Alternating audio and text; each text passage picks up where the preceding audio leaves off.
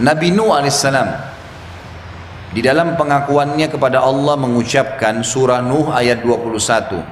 A'udzubillahi minasyaitonirrajim. Rabbi, wahai penciptaku, pengawasku, penyiap asopanku, pemusnah, pemilikku. Innahum asawni wattaba'u man lam yazidhu maluhu wa waladuhu illa khasara. Wahai Rabbku, sesungguhnya mereka telah mendurhakaiku dan telah mengikuti orang-orang yang harta dan anak-anaknya tidak menambah bagi mereka kecuali kerugian belaka.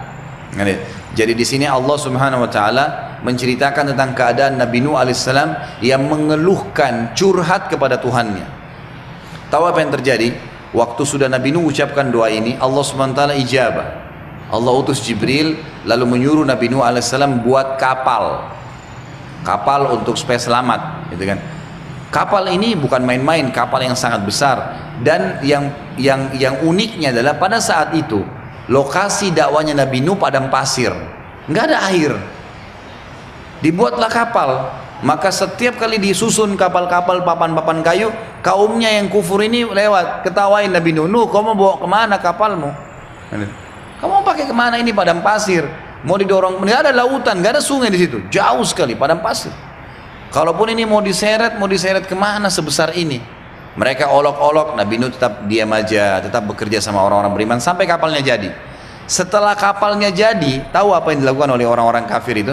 Mereka sepakat semua menghina Nabi Nuh alaihissalam. Dengan niat begitu, mereka buang air besar, buang air kecil di kapal Nabi Nuh.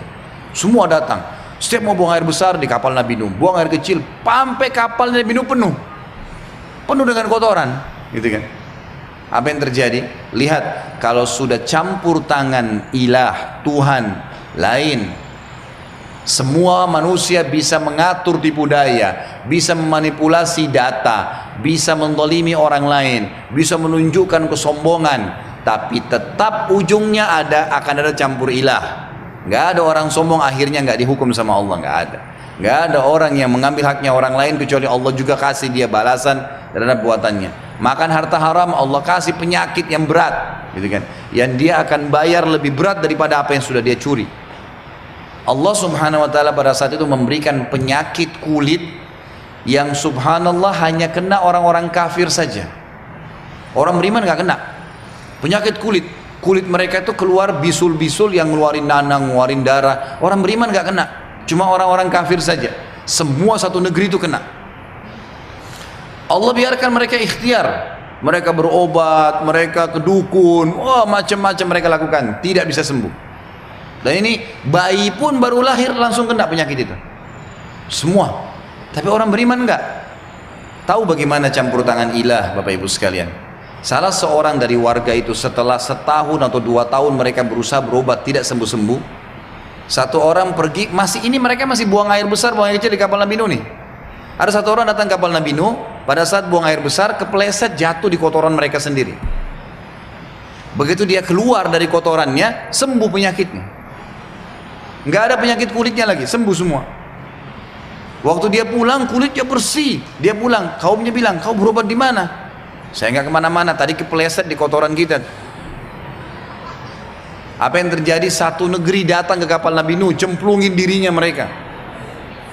Sampai kata para ulama menjabarkan kisah Nabi Nuh alaihissalam ini, sampai sisa sedikit pun kotoran mereka itu mereka cuil, gosok, sampai kapal Nabi Nuh bersih kembali dengan caranya Allah. Karena kalau masih sisa kotoran, masih ada yang kena penyakit tuh, dia harus berobat ke situ. Sudah sampai bersih kapal Nabi Nuh alaihissalam, bersih semuanya, gitu kan? Barulah Nabi Nuh alaihissalam disuruh selamatkan orang-orang beriman dan disuruh naikkan siapa yang Allah suruh naikkan, kemudian barulah banjir terjadi. Perhatikan campur tangan ilah, ketuhanan ini lain. Hati-hati, jangan mengundang murkahnya Allah. Kalau Allah sudah turun hukumannya itu berat. Makanya Allah kadang-kadang sebelum datang hukumannya memberikan dulu tadarruj, tahapannya dulu. Sebelum tsunami ada banjir kecil, sebelum gempa besar ada gempa kecil. Sebelum dikenain penyakit berat, sering dikasih penyakit tuh tiap bulan, penyakit ini, supaya sadar nih, tetap aja dalam masalahnya, sekalian dikasih penyakit yang berat sama Allah, nggak bisa sembuh sekalian, gitu kan? Seperti itu. Jadi harusnya faham ya masalah ini. Nabi Nuh alaihissalam yakin dengan Allah, lalu dia berdoa, ya Allah, ini orang-orang ini 950 tahun saya dakwain nggak mau beriman, anak-anaknya semua nggak mau, ya Allah. Allah ijabah, buat kapal dan seterusnya seperti kita tadi saya sampaikan. Tapi saksi bahasan Nabi Nuh menggunakan kalimat Robbi, wahai Tuhanku, penciptaku, penyiapkan asopanku, dan seterusnya tadi sudah saya terjemahkan maknanya, ya. Maka Allah SWT ijabah. Boleh juga mengucapkan dalam ayat yang lain, masih kisah Nabi Nuh, Asy-Syu'ara 117-118. A'udzu billahi minasyaitonir rajim. Rabbi inna qaumi kazzabun faftah baini wa bainahum fatham wa najjini wa man ma'iyya minal mu'minin. Wahai Rabbku, penciptaku, penyiap asopanku, semua kebutuhanku, yang mengawasiku, yang memilikiku, yang akan memusnahkanku. Sesungguhnya kaumku telah mendustakan aku. Oleh karena itu adakanlah suatu keputusan antara aku dengan mereka.